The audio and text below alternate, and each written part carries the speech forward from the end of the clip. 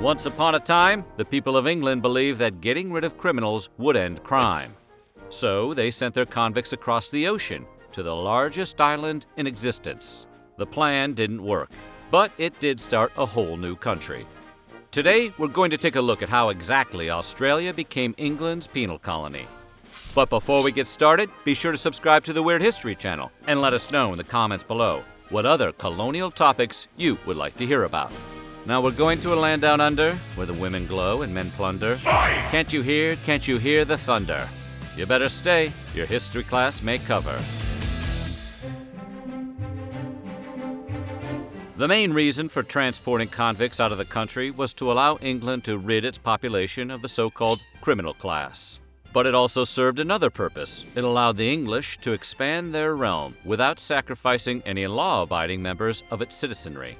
Creating these new settlements was no easy task, though, and the convicts were forced to provide the necessary labor for the colonies to grow and thrive. It was a win-win scenario for England. It rid itself of supposedly harmful individuals while using the convicts as a valuable resource necessary to expand the English Empire. While Australia eventually became the chief destination for these convicts, it didn't start out that way. In fact, initially, the English transported their convicts to America. It's estimated that around 2,000 convicts were sent to the 9 American settlements per year, totaling roughly 50,000 convicts transported across the Atlantic Ocean. These convicts had been convicted of a wide variety of misdeeds, ranging from political offenses to abductions. While sending prisoners to America was a fairly efficient system, it was eventually interrupted by a minor historical event called the American Revolution. After the U.S. formally gained independence in 1783, it became a lot less eager to take England's criminals off their hands, and the Brits were left to find a new place to send them. The major conflict of the American Revolution started in 1775, but by that time, England had already moved to expand its rule beyond the North American colonies. In 1770, Captain James Cook's voyage on the Endeavour established the first contact between the British Empire and Australia. Cook landed on Botany Bay, on the east coast of Australia, in the area now known as New South Wales. The fact that the continent was already occupied by indigenous people didn't mean squat to the British and Cook, who immediately claimed it for the English crown. This action brought yet another piece of land under British control, and set the stage for not one but 3 Crocodile Dundee movies. Much like the American colonies, the Australian settlements offered the opportunity to expand British rule while simultaneously continuing its penal corrective system. Insert your own Viagra reference right here. In 1788, Captain Arthur Phillip of the Royal Navy set out to establish the first convict settlement, which any fan of Star Trek II, The Wrath of Khan, can tell you was located in a place called Botany Bay. Botany Bay. When he arrived, however, Philip found the area unsuitable for human habitation. We've got to get out of here now. Damn! Hurry! What about the Never cargo? mind it. Hurry! Hurry! So the crew moved on to Port Jackson, an area that's now part of the famous Sydney Harbor. 11 British ships brought new settlers to Port Jackson. 6 were convict transports, 3 were store ships, and 2 were naval escorts. In all, the fleet brought 736 convicts and 1,000 total settlers to Australia. The voyage took 8 months before the colonists reached their new home. Finding the new area much more agreeable, Philip quickly settled into his role as governor of the first Australian colony. When Philip landed in Australia, hardly anything was known about the new land. Colonizers had little idea what they would find in terms of food or terrain. They didn't know if indigenous people were friendly or how many of them there were. When it came to the convicts, the lack of knowledge was considered a positive. British officials believed fear of the unknown would stop convicts from committing more wrongs in their new home. However, in terms of establishing a colony, the lack of knowledge meant convicts and freemen had to work together to squeeze success from their new settlement. With that mission in mind, he sought to reform his convict charges rather than simply discipline them. The Port Jackson colony struggled to survive at the start. Many of the settlers were unskilled in farming, and their lack of expertise led to failed crops and a lack of food. However, Philip insisted that convicts and freemen get the same rations, no matter how much or how little there was at the time. In addition, he gifted land to convicts he deemed deserving. thus giving them a chance to truly start over in the New World. Practicality, incentives, and valuing the success of his convicts, Philip ensured his colony survived. While the Port Jackson settlement was meant to be a type of prison set away from British soil, Philip's egalitarian outlook made it more closely resemble a well-functioning British town. And as the colony found its footing in the 1790s, convicts and freemen lived comfortably together. The convicts weren't locked away or relegated to a specific part of town. Instead, they were allowed to live in their own cottages, where they could build families and create a comfortable home. When their sentence was officially served, they could even receive 30 acres of land to call their own, on which they could work and build whatever they wanted. With time, the soldiers gave up their strict military ways and integrated with the public. They moved away from their military quarters and built their own homes within the community, trying their hand at different trades and establishing a life outside of service to the crown. Although later penal colonies treated convicts harshly, the first settlement gave people an opportunity to start fresh in a new land with few ties to their past offenses.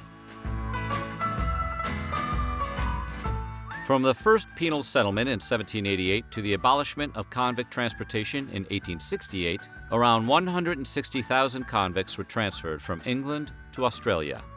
After the success of Port Jackson, convict settlements were established across the country, and shipments of prisoners became a regular occurrence. Another convict colony was established at Sullivan's Cove. Convicts first arrived there in 1804, and a regular influx of lawbreakers began in 1818.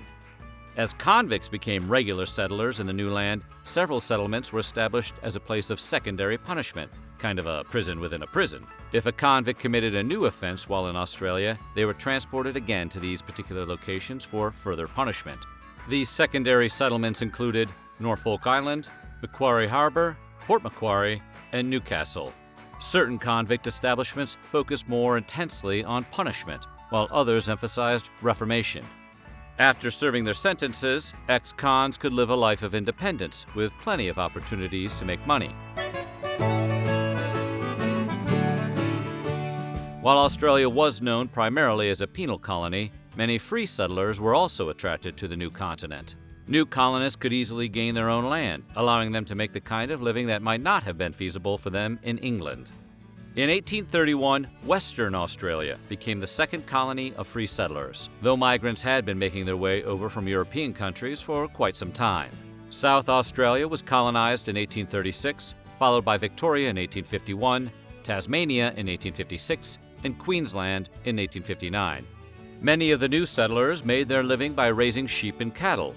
They mostly settled largely on the coasts, steering clear of the dangerous and inhospitable bush. As Australia gained more settlers and an increased sense of independent rule, conflict arose regarding convict transportation. Many settlers didn't believe in it and didn't like the idea that their tax dollars were being used for the process. At the same time, England's opinion on punishment was shifting again. The English stopped believing in the power of transportation and grew uncomfortable with the way many convicts were treated when assigned to private employers. To end the maltreatment of convicts, England abolished convict transportation to private employers in 1840. That choice essentially ended convict transportation altogether, though it wasn't officially eliminated in most Australian states until 1852. During that time, Western Australian colonists instructed the government to send convicts to their settlement. The process continued for 16 more years until convict transportation was ended completely in 1868.